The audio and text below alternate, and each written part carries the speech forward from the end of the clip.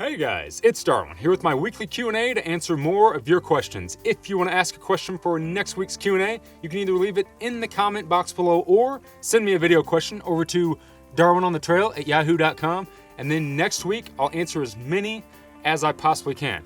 So next week will be my final Q&A. I'm sure, as some of you know by now, I start my thru hike of the PCT on April 3rd. So I'm going to be on the trail from 4 to 5 months, and I won't be available to do weekly Q&As. So the Q&A series will be ending for now.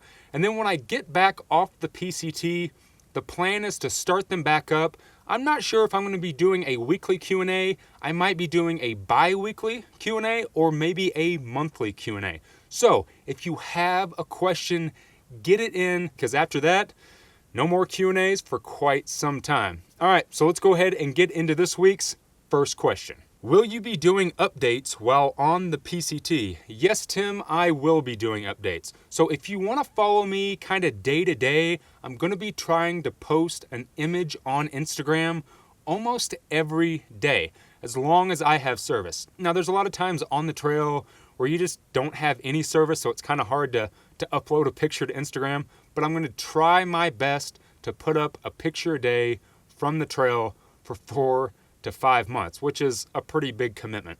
Aside from Instagram, I'm also going to be doing a weekly vlog from the trail. So I will be filming my entire hike and then uploading a video once a week for you guys to follow along. Now, there will be about a 2-week buffer before that first video comes up. I'll already be on the trail for 2 weeks, but hold tight. I will bring you guys along on that hike. I hope you guys follow me all the way to the end, and I'm super jacked to get out there. In a couple of earlier vids, you mentioned sock liners, but I don't see them singled out in your gear list. Do you still use them? Any particular brand? Do you just use a thinner Darn Tough sock as your liner? Yeah, so I used sock liners for years, and the reason I use sock liners is what I used to use was a traditional hiking shoe. I hiked in the Merrell Moab ventilators. It's what I hiked the entire AT with, and then a lot of different section hikes on other trails. When I switched over to the Lone Peak by Ultra, I found that I didn't really need sock liners. So now typically what I wear is just a low Darn Tough sock. Sometimes I wear the Crew Darn Tough sock, but I just don't get blisters like I used to. Now, it could be the shoe, it could just be because my feet have really toughened up over the years with all the different miles that I hike, but I don't really use liners anymore.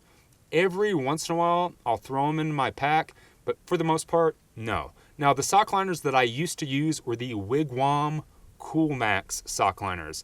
I absolutely loved those things, and that was my go-to. So I would highly suggest, if you're going to try sock liners, to check out the Wigwams. If you want to, I'll put a link to those in the description box below. You can check those out.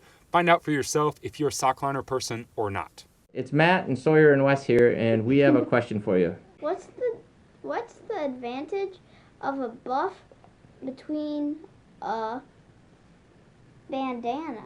Happy that you're out in Joshua Tree. That was our favorite park. Have a great day. Bye. Hey guys, so the reason I use a buff, or the reason a lot of people use a buff over a traditional bandana, is a buff just seems to have more uses. So you can use a buff as a face mask, as a neck gaiter, as a bandana. You can use it like how I use it, which to pick up your pot. A lot of people will take a buff and actually put it over their pillow or their clothes bag and use it as a pillowcase. So there are a ton of different uses for a buff, and that's why I personally rather have one than a regular bandana. Now, I still like bandanas, and every once in a while I'll throw an extra bandana in my pack, but the buff is always my go-to piece of gear just because it's so multifunctional. What are the 3 things you're most looking forward to on the PCT? One in each state? So I've kind of given that a little bit of a thought here and there. It's kind of something that I always think of before I go out and hit a trail. Kind of what are the things that I'm most looking forward to when I get out there, and what are the big rewards for me? Number 1 for me is going to be the Sierras. I have never done any hiking in the Sierras, and from obviously all the pictures that you see and following other people on their PCT hikes, it's just such a beautiful part of the country. Now, I have spent quite a bit of time in Sequoia National Park and Kings Canyon. So I know a lot of that area, right? The entry right into the Sierras, but really getting in there and seeing the beautiful lakes and the snow-topped peaks and the big ridge lines, I am really looking forward to that. Next up on the list would probably be, for me at least, getting to Cascade Locks in Oregon, right there where the Bridge of the Gods is. Now, I visited Cascade Locks last August. I went out there for PCT days, and I love that section of the trail. Right there at the state line is such a beautiful part of the country. So I'm really looking forward to getting into there, getting into the Cascade Locks Ale House, because I made some really good friends in that town, so I can't wait to see them again. And then the final thing that I'm really looking forward to on the PCT, and it's probably the number one thing, is the people. I love the hiking community. I love the hiking culture. You know, obviously I've experienced it out on the AT, a little bit on the CDT, a little bit on the Arizona Trail, but I cannot wait to get out on the PCT, meet all of the other hikers, the community that surrounds the trails, trail angels, and everything that makes up that trail. I cannot wait to get out there. I'm super jacked. Everything's going to be great. Everything's going to be a huge payoff for me, and yeah. How well is the Pinhoti Trail blazed along the road walking in Georgia? So the Pinhoti Trail is actually very well blazed.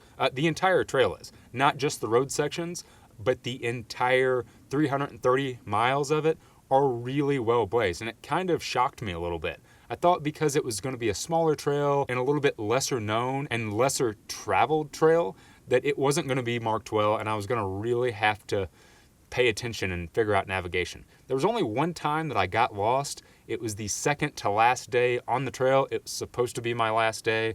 I got turned around.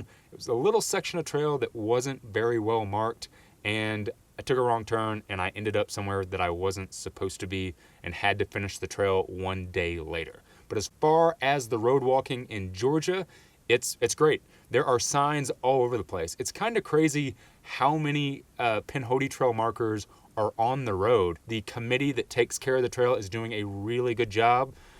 Just hopefully they can get some of that trail off of the road and back into the woods and on trail where it belongs. Hey Darwin, Rob from Kalamazoo, Michigan.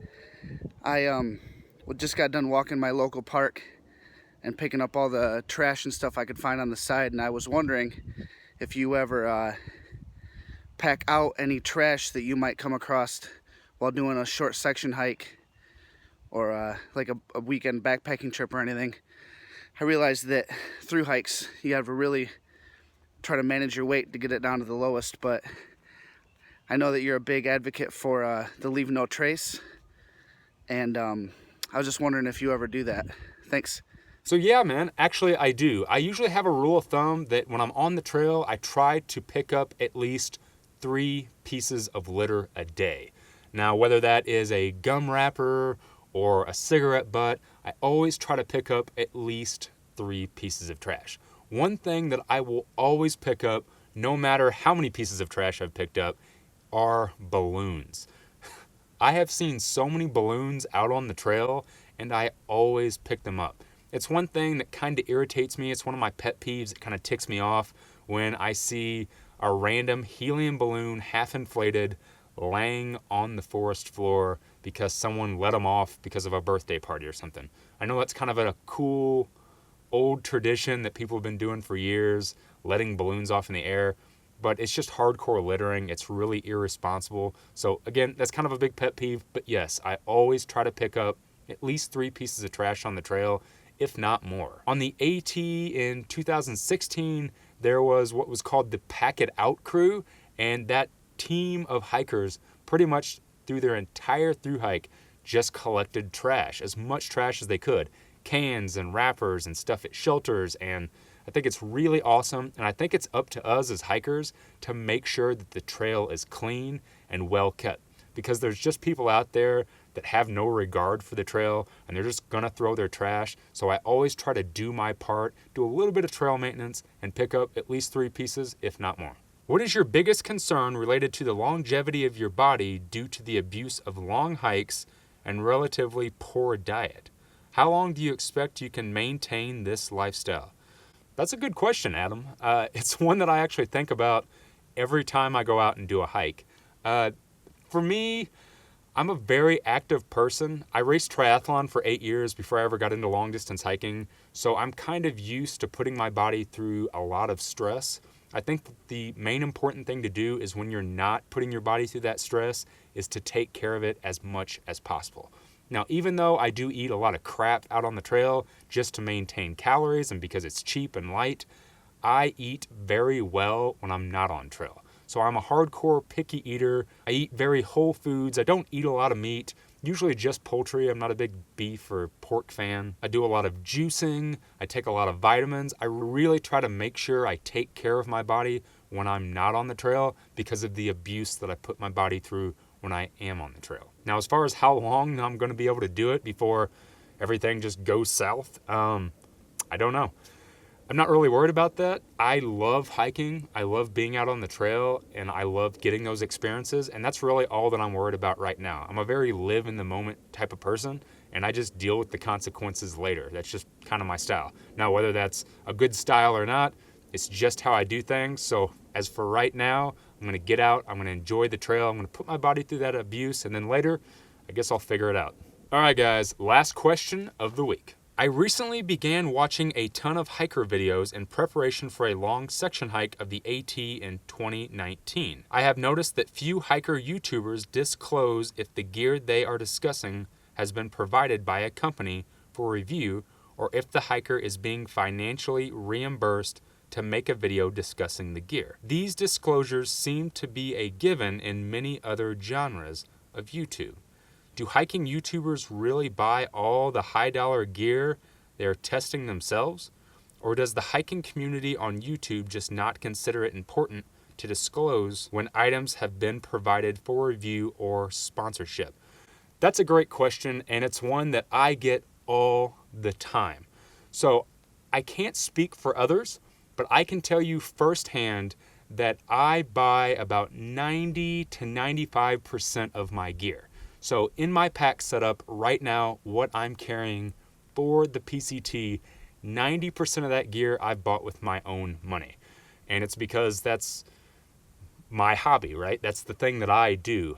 So that's the investment that I make. So yes, I do buy my high dollar pieces of gear. Now, as far as doing a review and disclosing things, I always make sure that I put a disclosure in the description box below the video if a company has given me a product, and then I always try to mention in some way that a company has provided me with said product. Now, I personally do not take any sponsorships and any reimbursement from any company to do a review. How I work is I get a lot of emails from companies that say, "Hey Darwin, we want you to check out this piece of gear." And my response to them is always the same. You're more than happy to send me a piece of gear, but that does not guarantee that I will review the piece of gear, use it, or feature it in any media that I make. So I always disclose that to a company. I've never been paid for a review. I've never been reimbursed for buying gear.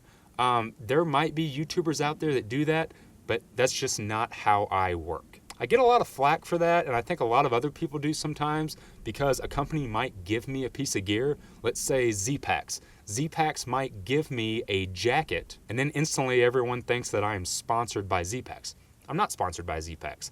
Z-Packs doesn't pay me for anything. They don't ask me to do a review. It's not a trade. I always tell the company that you can send me whatever product that you want, but it doesn't guarantee that I'm going to do anything with it. So that's how I work. Again, I can't really speak for others. So if you ever have any doubts about any reviews that I'm doing or gear that I'm talking about, you can always go down in the description box. And if I have received a piece of gear from a company, I always put a disclosure in there to let you know that I've gotten it for free, but I'm under no contractual agreement to review the piece of gear. Awesome question. Thanks so much for asking, and hopefully that can put an end to all the questions and doubt of how I deal with companies and how I do my reviews. All right, guys, so like I said, next week will be the final Ask Darwin Q&A for at least 4 to 5 months, and then after I get off the PCT, I don't know where it's going to go from there. So if you have a question for next week's Q&A, you can either leave it in the comment box below or